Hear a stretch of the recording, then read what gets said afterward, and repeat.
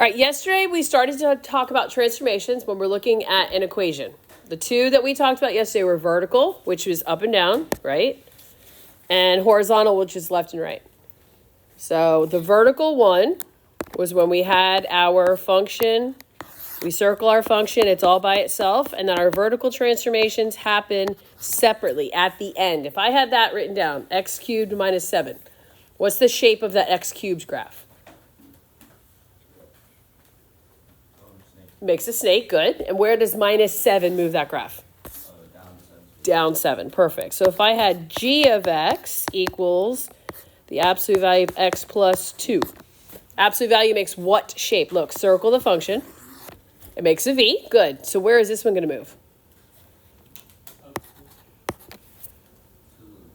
To the left, very good, left 2. Remember, anything that is inside with the x, whether it's inside absolute value, underneath the square root, inside parentheses, that's going to move left to right. And it's going to be the opposite of what you would think. Plus 2, in my mind, would go right 2. But mathematically, what happens is it's to the left 2. So what we're going to talk about today is reflections, which is flipping, and then stretching and shrinking. All right, not going to take a long time, I promise. Again, we're going to do the same thing we did yesterday. We're going to circle the function, talk about what the graph looks like, and then notice where, in this case, a reflection or a flip, where the negative is, okay? So if I circle right here in green, I circle my function, I circle. My first one here, number 1, we'll call it. What shape is that graph? X squared, what does that tell me? It's a U, right? Okay. What about number 2 here? Absolute value, what does that make? A V, good. Number 3, what does cubic make? A snake. And then number 4, this is going to be our little boomerang looking thing, right? Notice, guys, where the minus sign is. Is the minus sign stuck underneath a radical, inside of a parenthesis, or is it out in front of the function? Where is the minus sign? It's out in front. Do you see how it's out in front? That means it's going to flip across the x-axis. So your normal parabola looks like this. So number 1 here, when I draw the reflection, it's going to flip over the x-axis. We call this a top-to-bottom flip. If it's in the top, it flips to the bottom. I spelled bottom wrong. If it's on the bottom, it flips to the top.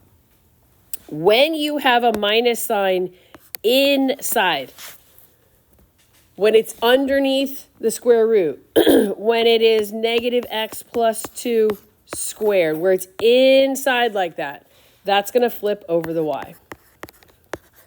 We call that a left to right. Think about that, guys. When you have something inside, if you had minus 2 plus, or minus 6, minus 7, plus 7, underneath a radical, inside an absolute value, that moves left to right, correct? Same thing with your reflections. If the negative sign is inside those parentheses or underneath the square root, it's going to flip from left to right or right to left. So when you look at an example, this is why I tell you guys, circle the function. The function here is x squared. What's the function here? Square root of x. So if I have my normal x squared, what does my normal x squared shape make? It's a U. It's a parabola. So it looks like this. This is our parent function. This is what it looks like. But we're going to draw what the transformation looks like. There's 2 transformations that happen here. There's one right here, and there's one right here. That negative sign, is it inside parentheses or under a square root? No, it's out in front. So this means it's going to reflect or flip over the x-axis, which means since it's in the top, it's going to flip where? To the bottom. Good.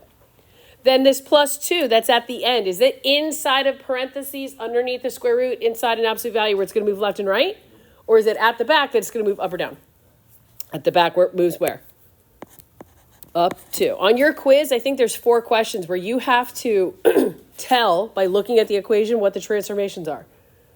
I am totally fine if it's a vertical shift up 2 units if you guys literally do this. An arrow in the direction that it goes and the spaces that it goes. That's fine with me. You don't have to be all mathematical, just as long as you can understand it. So if I were to draw what this transformation looks like, think about it. If I took the blue one and I flipped it over, so it was going downwards, and then it moved up 2 units, it'd be like this. This is what your transformation would look like. So you need to be able to visualize what the actual parent function looks like and then what the transformation looks like. What does this parent function look like for a graph for number 10? What's the square root look like? The boomerang, right? So it looks like this. So I have one transformation. What is this transformation? It's a reflection, right? It's a negative.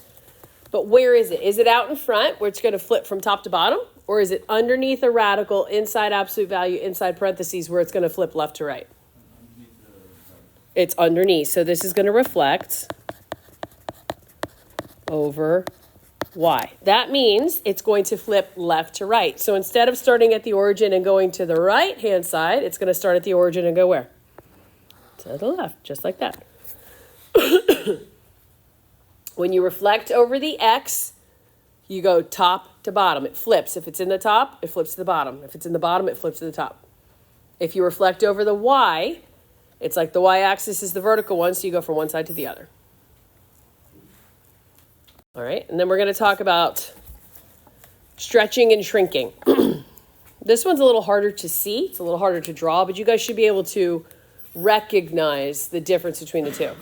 Circle your function in number 11, and then circle your function in number 13. Both of them are what? They're both squared, right? So our original parent function is what? Well, it's a u. Perfect. So it looks like this, a parabola. All right, and then down here, same thing. I'm doing these together because they go together. Now, what do you notice about the numbers that are in front of these?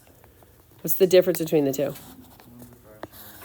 One is a fraction and one is not. All right, when you have a number that is greater than 1, a number greater than 1, this is called a stretch. When you have a number that is between 0 and 1, it's a shrink. What that's going to do, right? So let's think about it. If you had an XY chart, and you're not going to have to do this, I just want to show you. If you had an XY chart, I have 2x squared, right? We'll plug in -1, 0, and 1. What's -1 squared? -1 squared times 2. 2, so it's here. And then 0 would be here. So if you had 1, what's 1 squared? Times 2? 2. So this is what your transformation looks like. How did blue and red change? How did blue become red? Did it get skinnier or did it get fatter? It got skinnier, okay? A stretch is going to make your graph skinnier. It's pulling it up from the top, so it's going to make it skinnier. If you have a shrink, the way that works mathematically, let's go -1, 0, and 1. What's -1 squared? 1 times 1/2 is 1/2, right? This is 0, this would be 1/2 again. So at -1, I'm at 1/2, and at +1, I'm at 1/2, and my graph will go like this. Do you see how the graph changed there? What did it do? It got fatter or wider. So a shrink is going to make your graph from the top wider. It's going to smush it. So whenever you have a whole number, or if you have a number greater than 1, what about if 3/2 was in front of your function? Is that a stretch or a shrink? Why is it a stretch? Because it's a fraction. But it's still greater than It's bigger than 1. Good. Very good. What is this going to do here? What does this graph look like? It's a square root, right? Our boomerang. Where is that negative sign? It's out in front. It's not underneath with the x where it's going to go left to right. It's going to go top to bottom. This is a reflection over x. So instead of it being like this, it just turns down that way. So there's going to be like 4 questions on your quiz. Let me just pick up a couple of examples. We'll just talk about it. And there's going to be 4 where you have to like draw a little picture. But let's just say we have f of x equals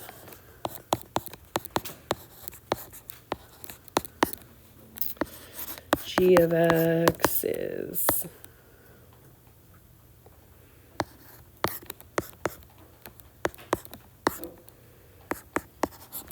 And then...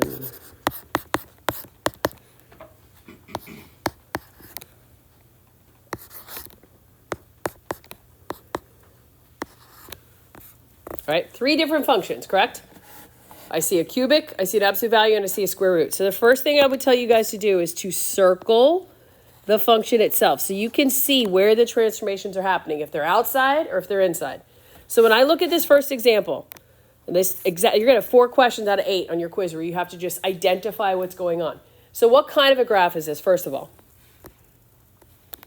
Number 1, it's a snake. This is a cubic, right? Okay. So I'm going to identify what the function is. And then what's happening? Let's go left to right. What is a whole number out in front being multiplied? Tell us it's going to do. Is it going to stretch or shrink? It's going to stretch. Good. Okay, so that's your first one.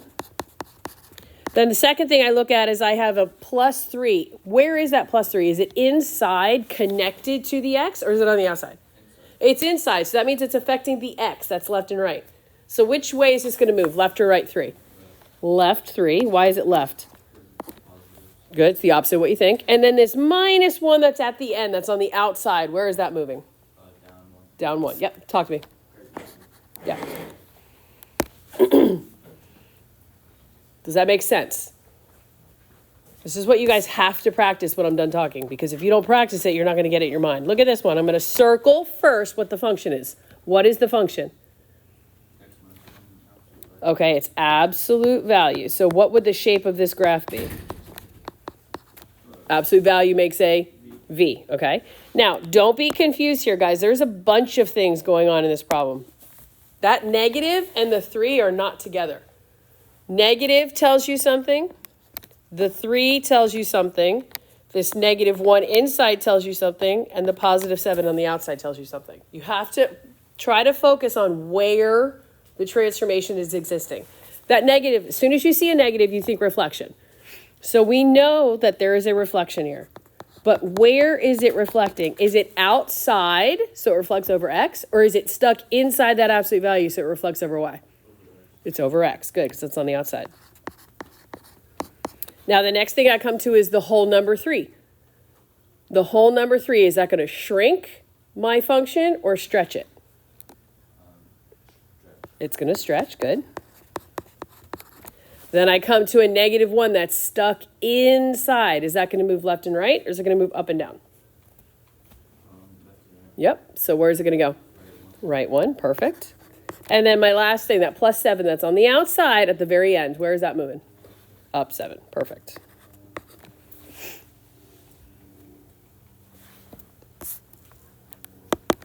We'll do the last one together. How many transformations do you guys see in number 3? We'll call it H. There's 3, okay? I have 1 here, correct? I got 1 there, and I have 1 there. Circle the function first so you can identify what's happening on the inside, what's happening on the outside. What is the shape of this graph? There's a square root, good. So it looks like a little boomerang. That's what our original one looks like. Now, left to right, what's the first transformation you see? I see a 2/3 that's multiplied out in front. That's going to be a stretch or a shrink. Which one is it? Y. Good. It's a shrink, but how come? Less than 1. Good. Then I scoot on over. Now I'm inside. I'm underneath a radical, inside parentheses, inside an absolute value. That means I'm dealing with left to right stuff. So inside, what is that negative doing? It's reflecting over. Good. And then I have plus 5. We're still inside. So are we moving left and right? We're moving up and down. Left to right. Good. So we're moving which way 5? Right. Left 5. Anything that's on the inside, you're going left to right. So if you have a reflection on the inside, when I say inside, I mean underneath the radical, inside of a parenthesis, inside of an absolute value. That's going to flip left to right over the y. If you have anything being added or subtracted inside, underneath a radical, inside parentheses or absolute value, you're going to move the opposite direction, left and right, that you would think it is. Anything being multiplied out in front, if it's greater than 1, it's a stretch. Less than 1, it's a shrink. Any negative that's out in front, you're going to go over x, and anything that's added or subtracted on the outside of your function, that's going to move it up and down. So what you guys need to do now is I posted a quiz review and I posted extra practice. You just need to work through it and see if you can identify the transformations. The first thing you should do is circle the function itself so you can tell if stuff is on the inside of it or if it's on the outside. And then just work through what it could possibly be. Work together, that's fine. Ask me questions, but I'll go over like very specific things that you need to really focus on for the quiz that's on Thursday.